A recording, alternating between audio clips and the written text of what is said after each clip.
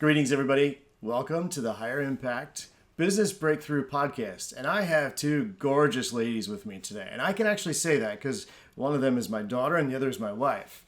And we're going to talk today a little bit about family relationships in business and how it works, how it doesn't work, and maybe some of the ways that you can maybe think about how you can improve your relationships in your family business to function the best. Now, remember, family is one of the most important parts of God's design for us as a human race. And so it's very, very, very important for us as followers of Jesus and people that want to work together that we really try to honor each other. And so if you're struggling in your family relationships, feel free to reach out. That's something we help people with frequently. And it's so powerful to see the unity and alignment of people coming back together. So let's dive in. We're going to start. Are we going to start with the past? Is that where we're going to start with this? Sure. Okay. All right. So let's rewind. We're going to rewind in time. And I know Arturo was cringing the moment I did that because my rewinding was horrible. But it's We'll okay. just have Jeff insert a rewind sound. Oh, okay. So we're going to rewind in time. Jill and I were working together. Arturo was a little girl. We were running our marketing company that we sold when I was about 32 years old, but it was before that. So I was probably in my 20s. And we were trying to work together. And we had two really important things that we learned during that season. And one of them really was, I'm going to share as my learning point, and then Jill's going to share some other things too. But my learning point, one of them was the fact that she's brilliant. And I should listen to her. So if you're working with your spouse, like we are, listen to them because they have an outside perspective that you don't have. And they probably are able to help you in ways that you can't see. And so she built out all these beautiful processes and systems. And I was like, I'm not doing those. Why would I do those? And really because I thought I was going to lose my freedom. I wanted to be able to be creative and do whatever I want whenever I wanted. But what I didn't realize was that it'd be better for me to follow a system so that I can be creative when I want to be creative as opposed to just trying to be creative all the time. And so in our relationship, I didn't really do a good job of listening to her. And it hurt our relationship, but it also hurt the business. And so take time to listen to each other. Jill, the other thing that you were talking about yesterday was just the relationship side of it. What did you learn during that season with our relationship?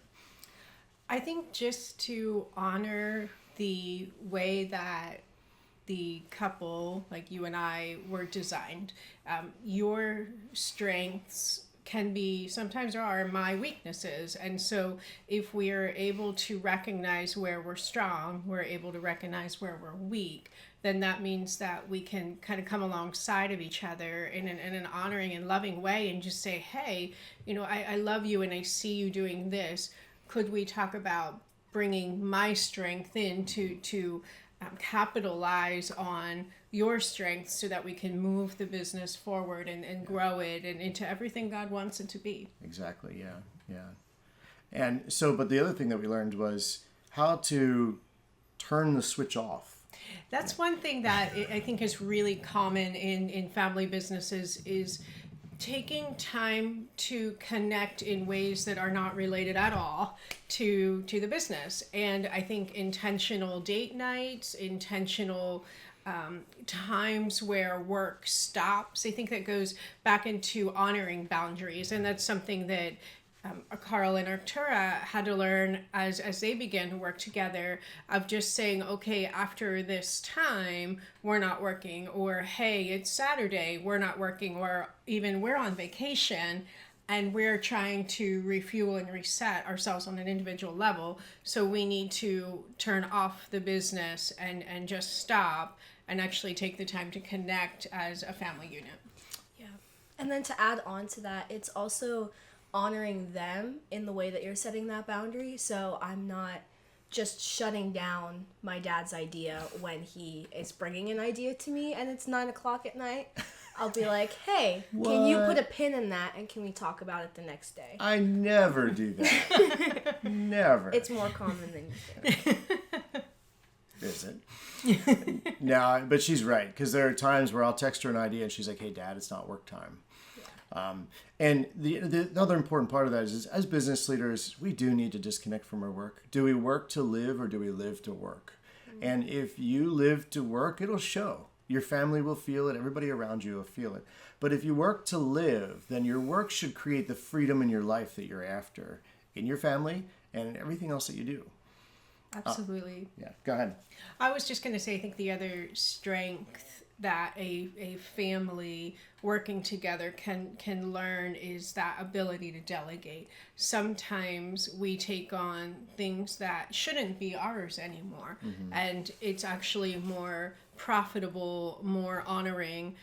It gives us more time and gives us more energy when we can delegate that to someone else. Yeah. And so I think that's a skill that needs to be learned. Sometimes the visionary of the company, which in this case is Carl, can delegate to Arctura or I, but even then Arctura and I need to say, hey, maybe this isn't something any of us should do. Okay, so who should do this thing? And I think that goes back to maximizing the skill sets of the individual. I think it goes back to honoring those boundaries too, and really bringing forth the design of the individual and how they work best and what's best for the organization. Yeah. In every business, you need a visionary and you need an integrator. And I'm a visionary. And what that means is I'm not supposed to take ideas and build them into fruition the whole way completely through. I'm supposed to take an idea, I might start it, but it's not my job to complete it. And so what I've realized over time is that if I'm taking something to 70% done, I'm going to start to burn out because I'm doing too much of what I'm not wired to do. But if I'm just operating as a visionary, then I'm not going to get stuff done either. And so that's where me handing it off to people and trusting them to take that vision is so important. And another piece of that too is that I don't share too much vision all at the same time. You want to talk about my whiteboard dumps? Yeah, I personally call them brain dumps. Brain dumps, yes. It pretty much started like right when we started working together of he was in a spot of almost burnout. And so it led to a lot of ideas that were out of nowhere that had no end to them, I would say.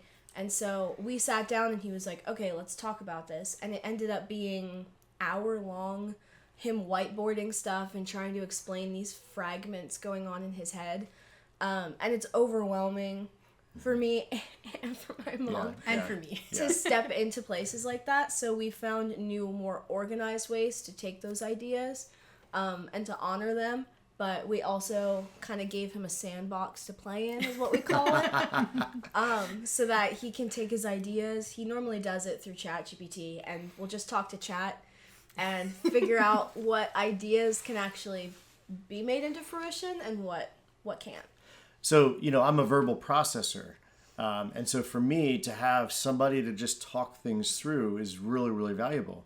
Now, just yesterday, I figured out that I can actually just talk to Chat and it will actually talk with me. And they walked through the room and they were like, what are you doing now, Carl? And I was having a conversation with AI. I've had some great conversations. It helps me process. Now, it doesn't replace my thought leadership. Chat can really only take something to 50 to 80%, and if that. And so it can't complete a thought, and it can only work off what's already known. A lot of my thought leadership delves beyond what we already can see. And so it's important for me to use it, but not just do that. Now, we're getting off on a tangent of how I use Chat, but just find a way to process your ideas in a way that doesn't overwhelm everybody else. Yeah. And I think as an integrator, which is what I am, is being able to communicate effectively, again, going back to the boundaries and just saying, hey, I love your ideas, but right now we need this and we need to focus on this one thing. And being able to bring some of these concepts to fruition so that they do get done and they do help the company and they're not just floating or being overwhelming pieces of the puzzle. And I think the other thing with that is when you have a visionary and an integrator or two integrators, or you do need to take into consideration the term legacy. Are you able, if something would happen, to your visionary, would the company survive? What vision and mission need to be carried forth? So how are you building the organization in a way that it will outlive the individual? Yeah, and right now we have a lot of boomers that are in the process of selling their companies. They've spent years, decades building these companies, and they're struggling with, how do I pass this company on to somebody that I can trust?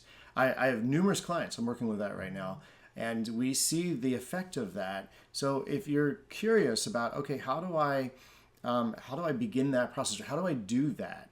Reach out to us. We walk people through that every day. And also with the legacy, I just want to say legacy is not just generational, but it's timeless. It's something that we carry into eternity with us. And so our legacy, both in using our business for God's glory and having Him really be the CEO of the company, and then also the future of the business, where it's going and the impact that it has in generations after, is so important. And I think that concept can be called stewardship. We tend to believe that, well, we created it, it's ours, but we don't own it.